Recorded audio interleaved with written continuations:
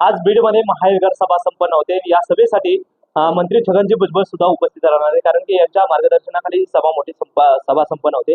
आणि आपण जर पाहिलं तर एकीकडे आरक्षण बचाव मोहीम सुरू आहे आणि दुसरीकडे याच ओबीसी समाजाच्या जे काही आरक्षणाचे जार आहेत तो जारची होळी केली जाते। आज आपल्यासोबत हाके सर आहेत, आपण हाके सर कडून जाणून घेणार आहोत। हाके सर, आज ओबीसीचा मेळावा महाविकास सभा संपन्न होते, याच अनुषंगाने एक मराठा सेवक म्हणून गंगाधर काळकुटे आहेत, त्यांनी जारची होळी केली, काय नेमका असेल इशारा करणार?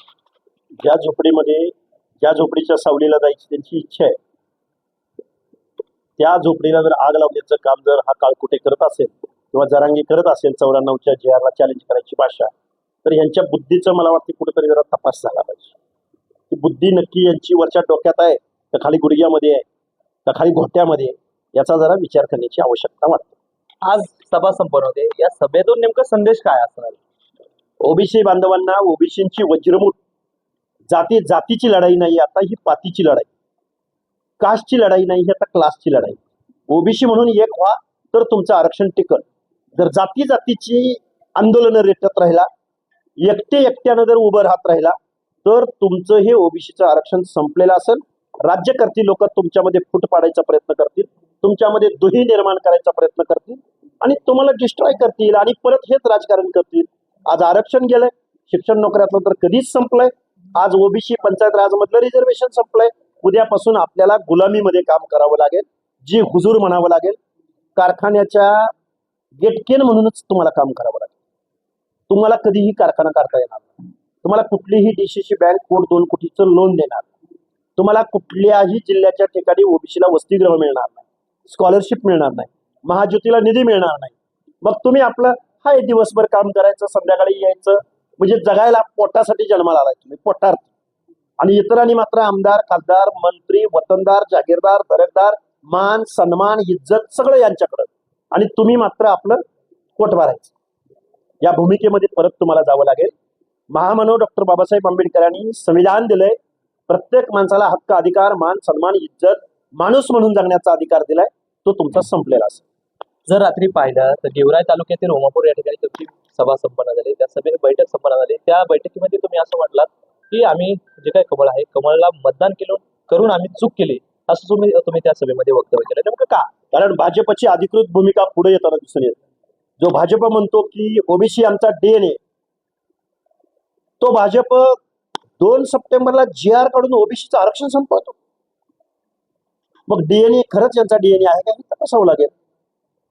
कारण मी वेळोवेळी सांगत आलोय, आम्ही तुम्हाला मतदान दिलंय, आम्ही जरांगे आणि जरांगेला पोसणाऱ्या या महाराष्ट्रातल्या नेत्यांची ब्याद नको म्हणून आम्ही तुमच्या बाजूने उभं राहण्याचा निर्णय घेतला।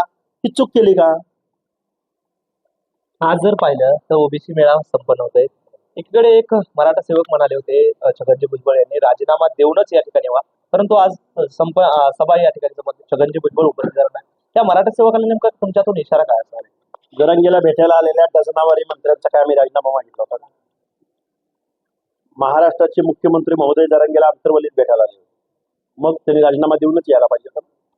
म्हणजे आमच्या माणसानं ओबीसीची बाजू बोलली की त्याचा राजीनामा, आणि तुम्ही मात्र काही करायचं। किती माणसं, किती विसरभोळी माणसं आहेत राव हे।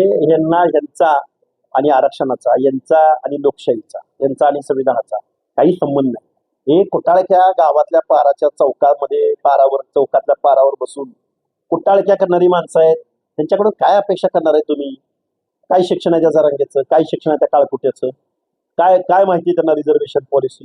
चॅनलला बोलायला येतो काळकुटे, कधी त्याला एका शब्दाच्या पुढे बोलता येतं का? हे सुमार दर्जाची माणसं आहेत, गावगाड्यातल्या 450 जातीच्या हक्क, अधिकार, आरक्षणामध्ये माती कालवणारी ही माणसं आहेत। पण आम्हाला वाईट या गोष्टीचं वाटतं की शासनानं त्यांना बळी पडून हा जो काही JR काढलाय, हा JR लवकरात लवकर रद्द करावा। एकीकडे सत्तेतच छगनजी भुजबळ आहेत आणि सत्तेतल्याच जर मंत्र्याला जर ओबीसी आरक्षण बचावासाठी जर सभा घ्यावी लागत असेल तर हे कोणतं दुर्दैव म्हणावं लागेल? नाही, बघा, सत्तेतल्या माणसाला त्यांनी भूमिका घेतली ना की हा JR रद्द झाला पाहिजे, ते फक्त मेळावे घेतायत आणि JR रद्द करा असं म्हणून आम्ही रस्त्यावरचे आंदोलन करणारी माणसं काय म्हणतोय की 2 सप्टेंबरचा JR रद्द झाला पाहिजे। भुजबळ साहेब ही तेच म्हणतायत। कॅबिनेटमध्ये बसून जर तिथं ते काही एखादी भूमिका मांडत असतील तर राजीनामा का मागायचा आम्ही? म्हणजे आमचा एक ओबीसीचा प्रतिनिधी जो ठाम भूमिका घेतोय त्यालाही आम्ही पाय उतार करायचं का? कोण सत्तेत असलेला, कोण कॅबिनेटमध्ये बोलल, कोण हाऊसमध्ये बोलल, कोण रस्त्यावर बोलल, कोण मीडियासमोर बोलल, कोण मोर्चामध्ये बोलल. या सगळ्या लोकांनी एकत्रित येऊन ओबीसीची वज्रमूठ पुढच्या कालावधीमध्ये बांधली पाहिजे, असं आमचं धोरण आहे. त्यामुळे आमचा राजीनामा मागण्या अगोदर तुम्ही किती जणांचे आणि किती वेळा राजीनामे दिले होते हे तुम्ही एकदा आम्हाला सांगा. नक्कीच या ठिकाणी जर पाहिलं तर आज महाएल्गार मेळावा संपन्न होतोय आणि ह्या महाएल्गार मेळाव्यासाठी आज नेमकं कोणते कोणते नेते, प्रमुख ओबीसीचे नेते उपस्थित राहणार आहेत? ज्यांना ओबीसीचा GR 2 सप्टेंबरचा GR, ओबीसी आरक्षण संपवणारा GR हा रद्द करावा असा वाटतो, ते सगळे नेते, पक्ष, पार्टी, जात पातीच्या पलीकडे जाऊन 18 पगड जातीची माणसं या मेळाव्याला उपस्थित राहतात. बीड जिल्ह्यातील कोणते नेते उपस्थित राहतात साधारणतः? कार्यकर्ते आहेत ना आमच्या बरोबर, जनता आमच्या बरोबर आहे ना. त्यामुळे नेते आले स्वागत, पण जे ते नेते जिथं असतील तिथं त्यांनी बोलावं ही अपेक्षा, आणि बोलतायत. त्यामुळं नेते आले नाही आले, लाखोंचा जनसागर बीडमध्ये उसळलेला तुम्हाला दिसेल. नाही, निवडणूक लढणार वगैरे काय असेल का? कारण की जार रद्द करावा, कारण की निवडणुकीमध्ये उतारणार का ओबीसी बांधवांना? ओबीसी बांधव नुसत्या ओबीसीच्या जागावर नाही, ओबीसी बांधव ओपनच्या जागेवर परत उभी करतील आणि ओपनच्या जागेवरच्या उमेदवाराच्या प्रचाराला आम्ही जाऊ आणि त्याला निवडून आणू. नेमका सभेतून इशारा काय असणार आहे आता? सभेतून 2 सप्टेंबरचा काळा GR रद्द करा आणि ओबीसीनो एक व्हा आणि ओबीसीनो आपलं आरक्षण जात असताना ज्यांनी बघ्याची भूमिका घेतली, आपलं आरक्षण घालवण्यासाठी ज्या आमदारांनी मदत केली, मग बजरंग सोनवणे असो, पंडित असो, प्रकाश सोळंकी असो, तो बंडू जाधव असो, अंबादास दानवे असो, ज्या नतद्रष्टांनी ज्या माणसांनी ओबीसीची मतं घेऊन आमदार खासदार झाले, त्यांनी मात्र ओबीसीच्या हे आरक्षण जात असताना बघ्याची भूमिका घेतली. त्यांना कुठं ठेवायचं हे ओबीसी बांधव ठरवावं. माझा तुम्हाला एक प्रश्न आहे. आता तुम्ही जर बॅनर पाहिले पूर्ण शहरामध्ये मोहरक्या हा शब्द लावला, मोहरक्या शब्द का लावला जातो? अरे मी तर नेता नाही, आमदार नाही, खासदार नाही, काय लावायचं माझ्या नावापुढे? कार्यकर्ते लावतायत. कोणतरी एक जण कार्यकर्ता म्हणला हा आमचा मोरक्या आहे. मग मोरक्या जो समूहाचा एखाद्या ग्रुपचा प्रमुख असतो. क्रिकेटच्या टीमला काय, टीमच्या माणसाला काय म्हणतात? कॅप्टन.